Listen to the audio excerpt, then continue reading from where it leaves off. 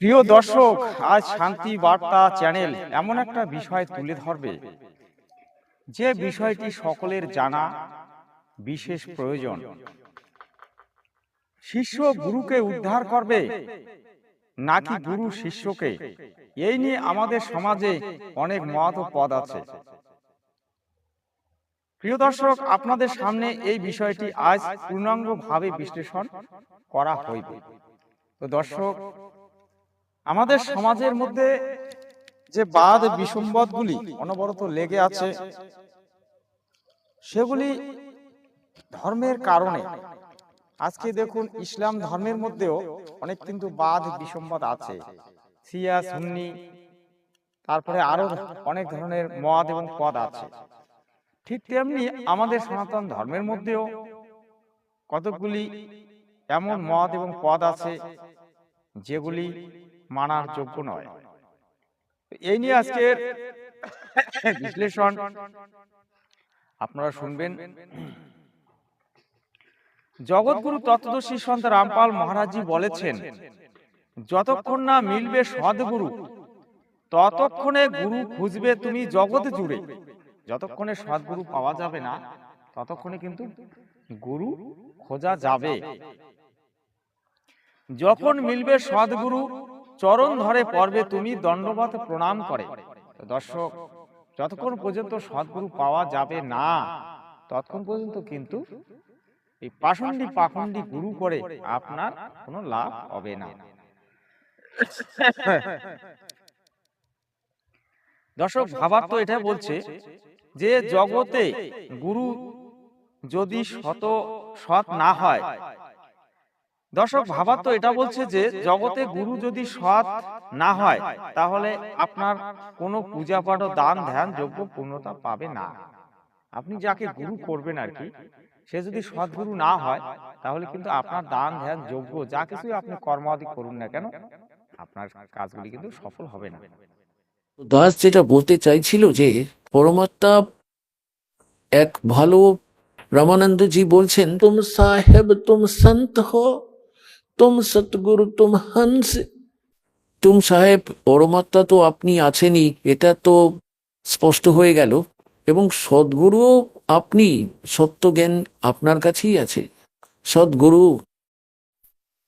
পূর্ণ আত্মারা সদ্গুরুর যে পরিভাষা, তার সঙ্গে আপনার অপরিচিত ছিলাম। আমরা যার তার নামের সঙ্গে সদ্গুরু লাগিয়ে দিতাম, সেই সদ্গুরু। আর যে জ্ঞান কখনো জানে না, সদ্গুরুরাও এইরকমও হয়। তো এখানে রামানন্দজি বলছেন, আপনি হলেন সদ্গুরু, জগৎগুরু। জগৎগুরুর অর্থ হলো এই যে পুরো বিশ্বকে যথার্থ জ্ঞান দিতে পারেন, সক্ষম দিতে। আর আপনি হবেন নরকগামী। গুরু শিষ্য উভয়ই নরকগামী হবে, এতে কোনো কিন্তু ভুল নেই। এটা আমাদের শাস্ত্রেই প্রমাণ আছে, আমি প্রমাণ দেব। দর্শক, তাহলে যতক্ষণ গুরু না মিলে সাচা ততক্ষণ গুরু করো 10 পাচা। যতক্ষণ সৎগুরু আপনি পাবেন না ততক্ষণে আপনি কিন্তু গুরু 10ও করতে পারেন, 20ও করতে পারেন, এটা আপনি করতে পারবেন। কিন্তু আমাদের সমাজের মধ্যে এই ভণ্ড গুরুরা যখন দীক্ষা দেয় তখন তারা এসে বলবে কি, যে না, গুরু বদলানো যাবে না, গুরু যেমনই হোক গুরু গুরুই, তাকে মানতে হবে। যদি সে তোমার স্ত্রীকে পর্যন্ত হরণ করে তবু তাকে মানতে হবে। এগুলো তারা, এই ভণ্ড গুরুরা এই ধরনের শিক্ষা কিন্তু আমাদের মধ্যে দেয়। তাহলে দর্শক, এই সমাজে পাখণ্ডী গুরুদের দ্বারা ভক্তরা কিভাবে উদ্ধার হবে? এই যে সমাজে পাখণ্ডী গুরুরা ঘুরে বেড়াচ্ছে, তারা দীক্ষা দিচ্ছে, কৃষ্ণ মন্ত্রে দীক্ষা দিচ্ছে। কেউ তো ক্লিং কৃষ্ণ, কেউ ফিলিং কৃষ্ণ, বিভিন্ন ধরনের মন্ত্র, কেউ রাধে, কেউ শ্যাম মিলাদে, কেউ বলে রাধে শ্যাম, কেউ বলে ঘনশ্যাম, মানে যে যা পারছে সেরকম ভাবে ভক্তকে ভ্রমিত করছে। তাহলে তারা উদ্ধার হবে কি করে?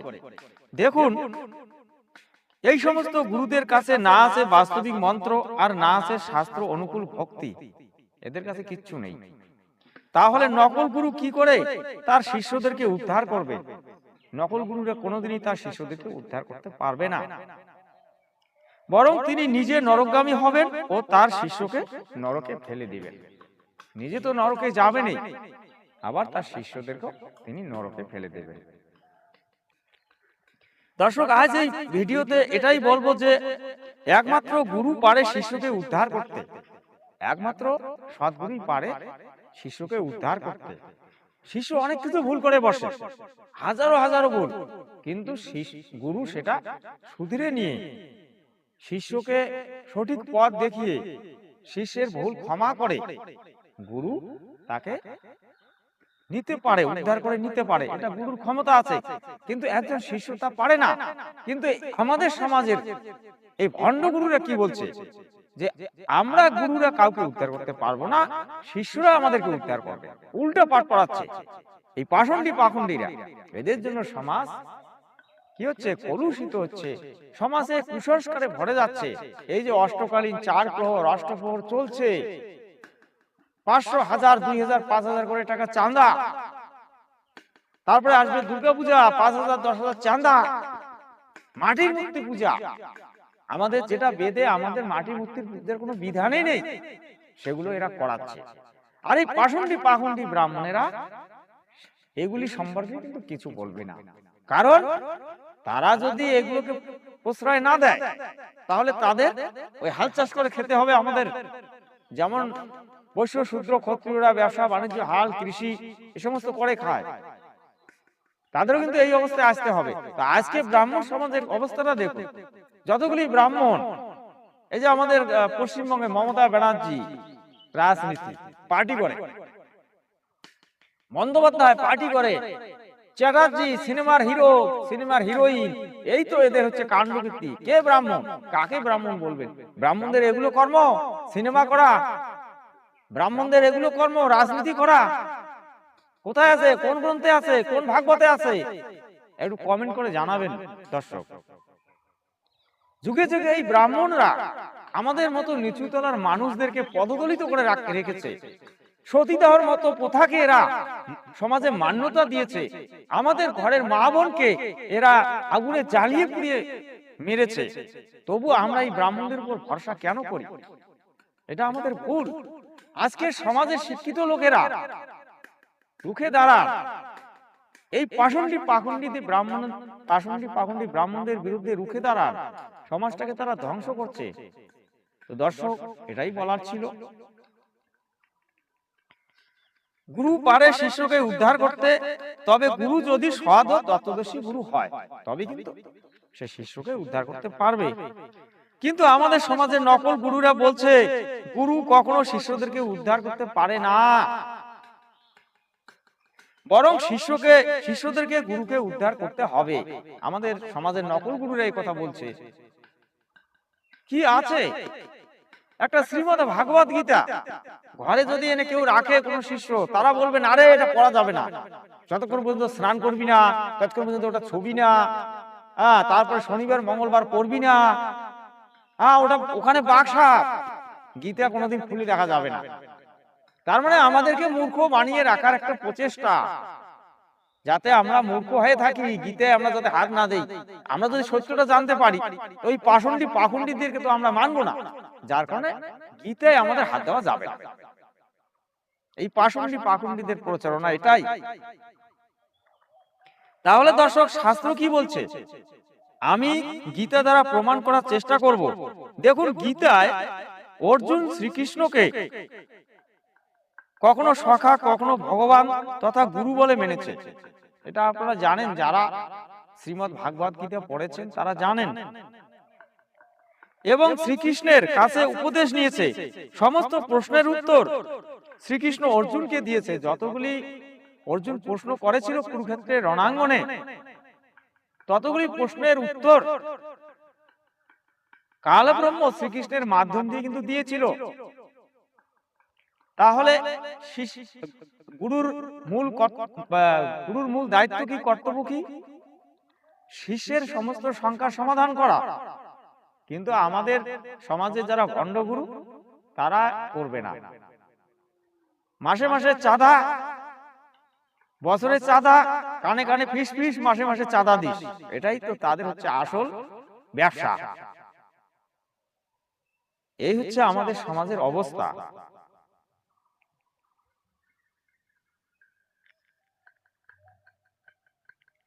অর্জুন অর্জুনকে দিয়েছিল, সমস্ত প্রশ্নের উত্তর দিয়েছিল, চতুর্ভুজ রূপ দেখিয়েছেন অর্জুনকে। শ্রীকৃষ্ণ চতুর্ভুজ রূপ দেখিয়েছিলেন এবং ব্রহ্ম অর্জুনকে বিরাট রূপ দেখিয়েছিলেন, বিশ্বরূপ দেখিয়েছিলেন। তাহলে কেন দেখালেন? অর্জুনের শঙ্কার সমাধান করার জন্য। অর্জুনের মনে যতগুলি প্রশ্ন ছিল সেই প্রশ্নগুলি সমাধান করে দিয়েছিলেন।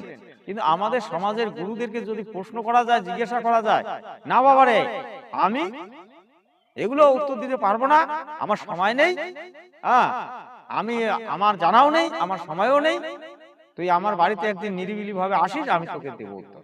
এই তো হচ্ছে কারণ, জানা না থাকলে কি দেবে? এই ভণ্ডদের এটাই চাল। তো দর্শক, আমি আপনাদের কাছে অনুরোধ রাখবই যে আপনারা এই ভণ্ডদের থেকে দূরে থাকবেন, সদ্গুরু খুঁজে নিন, সদ্গুরু করুন, ভালো থাকবেন, সুখী থাকবেন। দর্শক, আজ এটাই প্রমাণ করে যে গুরু সৎ হলে শিষ্যের সমস্ত সংখ্যার সমাধান হয়ে যায়। সদ্গুরু যদি পাওয়া যায় তাহলে শিষ্যের সমস্ত সংখ্যা কিন্তু সমাধান হয়ে যায় এবং শিষ্য ভগবান প্রাপ্তি হয়। দেখুন, আমাদের সমাজের লোকেরা, আমাদের সমাজের ভণ্ডগুরুরা কি বলছে? মরার পরে আমরা স্বর্গে যাব, পিতৃ শ্রাদ্ধ করলে আমাদের পিতা মাতা স্বর্গে যাবে। কোন গ্রন্থে, কোন বেদে প্রমাণ আছে? এই ভণ্ড গুরুরা দেখাতে পারবে? যদিও থাকে, ওগুলো কালপিটদের লেখা গ্রন্থ, যেগুলো মান্যতা পায় না। কারণ আমাদের 4 বেদ 6 শাস্ত্র, 6 শাস্ত্র 4 বেদে যদি লেখা না থাকে, সেটা কিন্তু ওই কালপিটদের লেখা গ্রন্থকে প্রামাণ্য গ্রন্থ হিসেবে মানা যাবে না। তা আমাদেরকে বোকা বানানো হয়।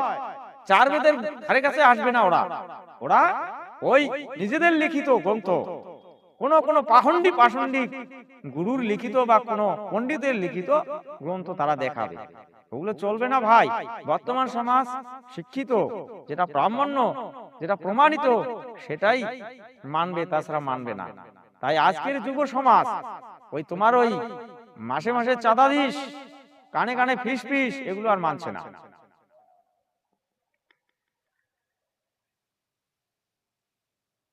গুরু যদি সঠিক মন্ত্র দেয় তাহলে শিষ্য স্থির হবে, শিষ্য সঠিক পথ পাবে এবং গুরুকে সর্বদা শ্রদ্ধা করবে, রেসপেক্ট করবে, এবং গুরুর দেওয়া বাক্যকে সে কখনো লঙ্ঘন করবে না। সে সদ্ভক্তি করে এই মনুষ্য জন্মের যে মূল উদ্দেশ্য সেটা সে সফল করে, এখান থেকে মুক্তি পেয়ে সে বৈকুণ্ঠ ধাম তথা সত্যলোকে চলে যাবে। বৈকুণ্ঠ ধাম বলে, কিন্তু বৈকুণ্ঠ ধাম যে কোথায় সেটাই তো এই পাখণ্ডী গুরুরা জানে না। আসলে বৈকুণ্ঠ একটা কি? বৈকুণ্ঠ একটা বানানো লোক, যেটার আজও কোনো হদিশ পাওয়া যায় না। কিন্তু বাস্তবে জগৎগুরু তত্ত্বদর্শী সন্ত রামপাল মহারাজজি যে সত্যলোকের কথা বলেছেন, সেই সত্যলোকে অনেক সাধক গিয়েছে। যেমন প্রমাণ ধর্মদাস, গরিবদাস, রবিদাস, সন্ত রামপালজি মহারাজ, তার অনেক শিষ্য সেই সত্যলোকে গিয়েছেন।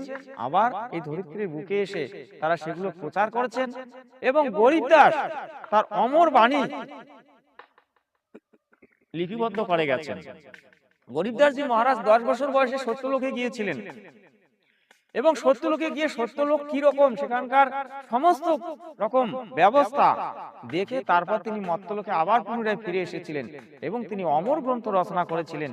সেখানে সত্যলোকের পুরা বর্ণনা আছে। তাহলে দর্শক, বৈকুণ্ঠ ধামের কোথায় বর্ণনা? নামে বৈকুণ্ঠ। তাই দর্শক, এই ভণ্ডামির থেকে দূরে থাকুন, আর আমাদের মতো ভক্তদের ভিডিওগুলি দেখার চেষ্টা করুন, সত্য জানতে পারবেন। আজকে এখানেই ভিডিওটা শেষ করছি। ভালো থাকবেন, সুস্থ থাকবেন। আর একটা কথা বলার ছিল, 2 দিন আগে আমি ভিডিও বানিয়েছিলাম, তো দুটো জায়গায় আমি ভুল বলেছিলাম, কারণ আমার একটু শারীরিক কন্ট্রোল ছিল না, যার কারণে কথাগুলো বলতে আমার অনেকটা ভুল হয়ে গিয়েছিল, যার জন্য ক্ষমা প্রার্থী। ভালো থাকবেন, সুস্থ থাকবেন। দেখা হবে আর একটা আগামী ভিডিওতে।